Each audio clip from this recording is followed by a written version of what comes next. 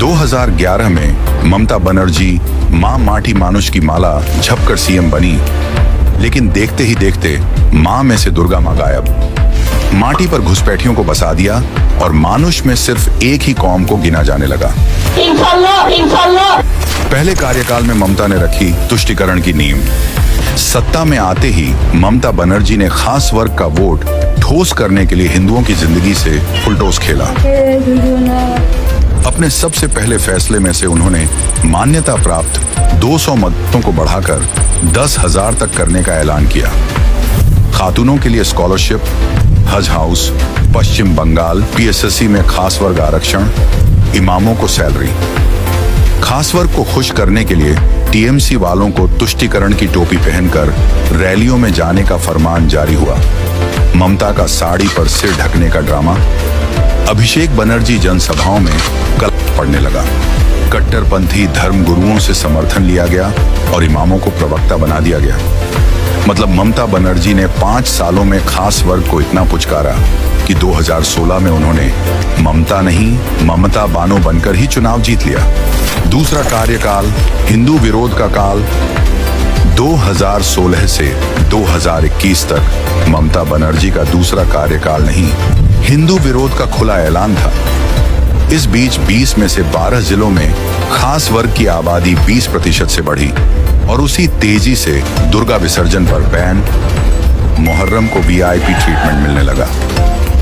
2017 में RSS chief Mohan Bhagwat का कार्यक्रम कैंसिल, लेकिन उसी ऑडिटोरियम में जमात पार्टी को सुप्रीम कोर्ट के खिलाफ प्रोटेस्ट की इजाजत दी गई। 2018 में पंचायत चुनावों में वोट न देने वाले हिंदुओं को जिंदा जलाया गया।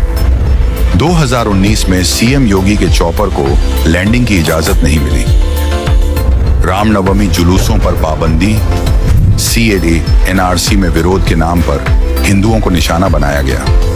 2020 में जेपी नड्डा और कैलाश विजयवर्गीय की गाड़ियों पर हमले और 2021 के चुनाव रिजल्ट के बाद रातों रात टीएमसी को वोट न देने वाले हिंदुओं का नरसंहार।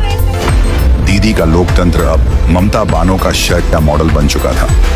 तीसरा कार्यकाल बंगाल में कट्टरपंथियों का स्वर्णकाल।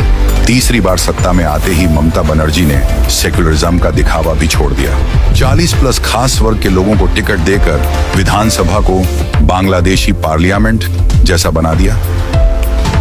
चुनाव परिणाम के दिन ही हिंदुओं पर हमले हुए और पलायन शुरू हुआ। टीएमसी विधायक हुमायूं कबीर ने 2 घंटे में हिंदुओं को गंगा में बहाने की धमकी दी। सिद्दीकुल्लाह चौधरी ने सड़कें जाम करने का फार्मूला बताया। तो ममता का लेफ्ट हैंड कहां जाने वाला फिरहाद हकीम ने हिंदुओं के धर्म बदलने की धमकी दी। सरकार के संरक्षण में संदेश खाली में शाहजहां शेख अजमेर कांड दोहराया।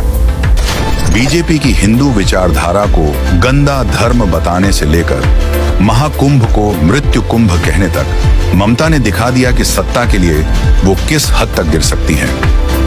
रामनवमी पर पथराव, मूर्तियों की तोड़फोड़, जय श्री राम बोलने पर गिरफ्तारी, उनके तीसरे कार्यकाल में हुए इन घटना का क्रेडिट भी ममता को ही जाता है। ऐसा लगता है कि 2011 में ममता बनर्जी ने जो तुष्टिकरण वाली स्ट्रेटजी बनाई थी कि वो सिर्फ एक कौम के सहारे बार बार सत्ता में आ सकती है, चौथी बार सत्ता में आने के लिए क्या वो यही मुकम्मल कर रही हैं? और शायद यही वजह है कि बंगाल में कट्टरपंथियों को खुला मैदान मिला हुआ है। लेकिन अब हिंदुओं के पास फिर एक बार मौका आया 2026 में ममता बनर्जी को उखाड़ फेंकने, बंगाल को फिर से हमार बंगला बनाने का।